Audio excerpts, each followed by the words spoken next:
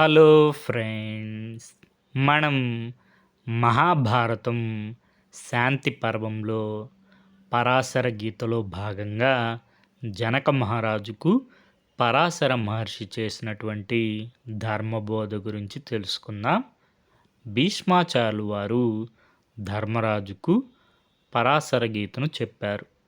ధర్మనందన, పూర్వము జనక మహారాజు కోరిక మేరకు పరాశరముని ఈ ప్రకారంగా ధర్మబోధ చేశారు. మానవుడు ఇహలోక సౌఖ్యములు, పరలోక సౌఖ్యములు ధర్మ కార్యములే అని తలంచి చిన్న విత్తనం ద్వారా ఫలము పొందినట్టు ధర్మాచరణం వలన సుఖములు పొందవలను. మంచి పనులు చేస్తే సుఖం కలుగుతుంది, చెడ్డ పనులు చేస్తే దుఃఖం కలుగుతుంది. సుఖదుఖములు మానవుణ్ణి వదలవు, వస్తూ పోతూ ఉంటాయి.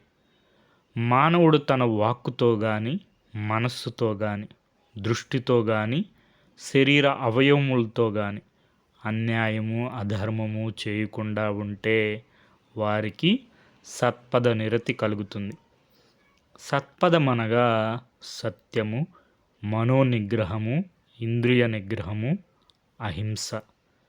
వీటిని మంచి మార్గములు అంటారు. కోరికలు రథం లాంటివి, ఇంద్రియాలు ఆ రథానికి కట్టిన గుర్రాలు వంటివి. అటు ఇటు పరిగెడుతూ ఉంటాయి. తెలివి అనే పగ్గాలతో ఆ గుర్రాలను అదుపు చేయాలి. అప్పుడు కోరికల రథం సన్మార్గంలో నడుస్తుంది. మానవునికి భగవంతుడు పూర్ణాయుష్ని ఇచ్చారు. కానీ మానవుడు ఆ జీవితాన్ని అనేక రకములైన అకృత్యాలు చేసి మట్టిపాలు చేసుకుంటున్నాడు, అకాల మరణం పొందుతున్నాడు. అలా కాకుండా జీవితాంతం మంచి పనులు చేస్తూ సుఖమయం చేసుకోవచ్చు కదా. అక్రమాలు, అధర్మాలు, అవినీతి ఆచరించినందువలన తాత్కాలికంగా సుఖము, లాభము కలుగుతాయి. కానీ ఆ సుఖములు అశాశ్వతములు. ఆ సుఖములు వెంట దుఃఖములు పొంచి ఉంటాయి, కాటేస్తాయి. కాబట్టి ధర్మ కార్యాచరణ ఉత్తమమైనది. విష్ణువుని స్తుతించడం, తపస్సు చేయడం, ధర్మం ప్రకారం నడుచుకోవడం, ఇవి మనస్సుకు జ్ఞానాన్ని, శాంతిని కలుగజేస్తాయి. ఎలాంటి దుర్మార్గుడైనా పైన చెప్పిన వాటిని చేస్తే అతను సన్మార్గుడవుతాడు.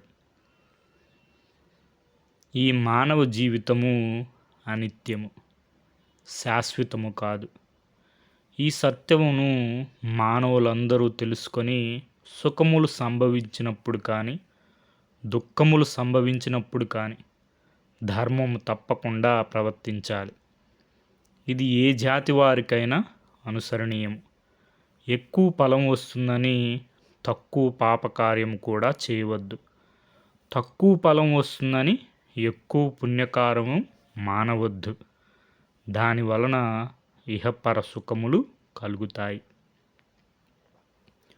ఓ జనక మహారాజా, పూర్వము రాక్షసులు మానవులు చేయుచున్న ధర్మ కార్యములు సహించలేక రాక్షసులు మానవులను ఆవహించారు. దానితో మానవులు అధర్మవర్తులైనారు. మానవుల్లో గర్వము, రోషము ప్రవేశించింది. వేదాధ్యయనము, యజ్ఞయాగములు చేయడం మానివేశారు. అది చూచి దేవతలు చింతించారు. శివుని వద్దకు పోయి మొరపెట్టుకున్నారు. శివుడు దేవతల మొరను ఆలకించి తన త్రిశూలమును పంపారు. ఆ త్రిశూలము మానవుల్లోని రాక్షసత్వమును అణిచివేసింది.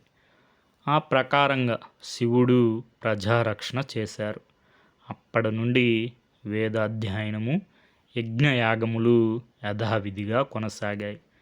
కాబట్టి జనక మహారాజా, నీవు కూడా ప్రజల్లో ఉన్న రాక్షస తత్వమును అణిచివేసి వారిలో ధర్మనిరతిని పెంపొందించు. జనక మహారాజు పరాశర మహర్షిని ఈ విధంగా అడుగుతున్నారు: ఓ మహాత్మా, ఏ పని చేస్తే మేలు కలుగుతుంది? పరమగతి అంటే ఏమిటి? ఏ పని చేస్తే అది నాశనం లేకుండా ఉంటుంది అని. దానికి సమాధానంగా పరాశర మహర్షి ఈ విధంగా చెప్పసాగారు: జనక మహారాజా, విషయవాంఛలకు లోను కాకుండా ఉండడం అన్నిటికంటే మేలైంది. మంచి జ్ఞానమును సంపాదించడమే పరమగతి. అన్ని కర్మలలోకి తపస్సు నాశనము లేనిది. తెలివి కలవారు ప్రాపంచిక విషయములను పట్టించుకోరు, తటస్థంగా ఉంటారు. ప్రతిరోజు ఈ ప్రాపంచిక విషయంలో మునిగి తేలుతున్న తామరాకు మీద నీటి బొట్టులాగా అసంగంగా ఉంటారు. విజ్ఞానము కలిగినందుకు అదే ఫలితం. కానీ మూఢులు చిత్తములందు ఈ విషయం మీద ఆసక్తి అత్యంత గాఢంగా ఉంటుంది. ఎలాగంటే లక్క ఎలాగైతే కర్ర మొదలగు వాటికి ఎలా గాఢంగా అతుక్కుపోతుందో అలా మూఢుడు విషయవాంఛలకు గాఢంగా అతుక్కుపోయి వాటిలోనే మునిగి తేలుతుంటారు. సూర్యకిరణాలు పడగానే సూర్యకాంత శిల ఆ కిరణాలను ప్రతిఫలిస్తుంది. అలాగే లోకంలో జరిగే మంచి విషయాలకు మంచి మనస్సు స్పందిస్తుంది.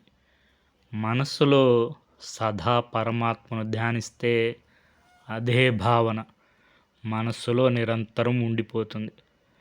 అరటి చెట్టు బెరడు ఎలా నిస్సారంగా ఉంటుందో అలాగే ఈ సంసారం కూడా సారం లేనిది. అది గ్రహించిన జ్ఞాని జనన మరణముల నుండి విముక్తి పొందుతాడు. మానవుడు పుట్టినది మొదలు చచ్చేదాకా ఈ ప్రాపంచిక విషయంలో పడి కొట్టుమిట్టాడుతూ తన ఆత్మ సముద్ధరణను మర్చిపోతాడు. అంధుడు అలవాటు ప్రకారం తన ఇంట్లో తాను అనాయాసంగా తిరుగుతూ ఉంటాడు. అలాగే మూఢుడైన వాడు ఈ సంసారంలో అటు ఇటు అంధుని వలె తిరుగుతూనే ఉంటాడు, కానీ బయటపడడానికి ప్రయత్నించడు. తామర తుడును బయటకు తీసి దానిని మంచినీటితో కడిగితే దానిని అంటుకున్న బురద వదిలిపోతుంది. అలాగే నిర్మల జ్ఞానంతో కడిగితే సంసారం అనే బురద వదిలిపోతుంది. మానవుడు తన జీవితాంతం కడుపు నింపుకోవడానికి, కామవాంఛలు తీర్చుకోవడానికే తన జీవితాన్ని వృధా చేసుకుంటాడు. కానీ ఎలుకను పట్టి తినడానికి పిల్లి పొంచి ఉన్నట్టు తన ప్రాణములను హరించడానికి మృత్యువు పొంచి ఉంది అనే విషయం పట్టించుకోడు. బరువు ఎక్కువైతే పడవ సముద్రం దాటలేదు. అలాగే కామవాంఛలు ఎక్కువైతే బతుకు పడవ బరువెక్కి సంసార సాగరం దాటలేదు. ధన వాంఛల వల్ల, కామవాంఛల వల్ల వచ్చే దుఃఖాలు, కష్టాలు ఎక్కువ, సుఖాలు చాలా తక్కువ. కాబట్టి ధనం మీద ఆశ, కామవాంఛలు తీర్చుకోవాలనే కోరికలు తగ్గించుకుంటే చాలా మంచిది. మానవుడు ఎంతసేపు తన భార్య, తన అన్నదమ్ములు, తన కుమారులు వాళ్ళ కోసమే శ్రమపడుతూ ఉంటాడు. కానీ వారు మాత్రం తమ తమ పనుల్లో మునిగిపోయి వార్ధక్యంలో ఇతని గురించి పట్టించుకోరు. ఆ సమయంలో తనను తాను రక్షించుకోవడానికి ఉపకరించేది తాను సముపార్జించిన జ్ఞానం ఒక్కటే అని ప్రతి మానవుడు తెలుసుకోవాలి. మబ్బులు పట్టినప్పుడు సూర్యకాంతి కనపడదు, కానీ సూర్యకాంతి సూర్యుణ్ణి వదిలిపెట్టదు. అలాగే అందరినీ సమానంగా చూడాలి అనే భేదభావం లేని మనుజునకు తాను సంపాదించుకున్న జ్ఞానం అతన్ని ఎప్పుడూ వదిలిపెట్టదు.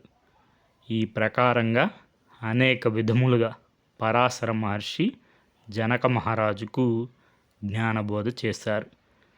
ఆ బోధనలు విని జనక మహారాజు ఎంతో సంతోషించారు అని భీష్మాచార్యుల వారు ధర్మరాజుకు పరాశర గీతను బోధించారు. ఇది మనకి మహాభారతం శాంతి పర్వం 5వ అధ్యాయం 2వ భాగంలో ఉంటుంది. మూలం మహాభారతం, తెలుగు అనుసరణ కవిత్రయం పాదరేణువు మొదలి వెంకట సుబ్రహ్మణ్యం గారు.